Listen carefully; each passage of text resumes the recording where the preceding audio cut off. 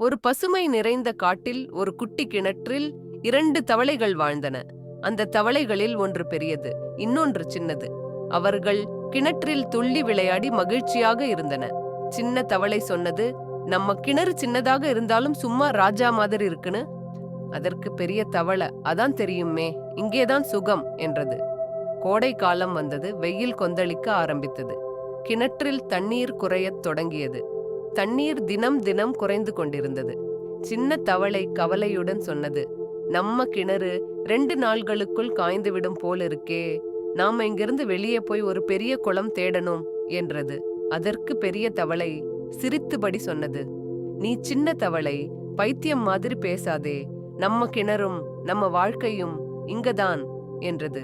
சின்ன தவளை தன் முடிவில் நம்பிக்கை வைத்தது. அந்த கிணற்றை விட்டு வெளியே பாய்ந்தது. தண்ணீர் தேடி தேடி ஒரு அழகான பெரிய குளத்தை கண்டது. அங்கு பச்சை பசேல் புல், வண்ண மீன்கள், குளிர்ந்த தண்ணீர் எல்லாம் இருந்தது. சின்ன தவளை மகிழ்ச்சியுடன் அந்த குளத்தில் புதிய வாழ்க்கையை ஆரம்பித்தது.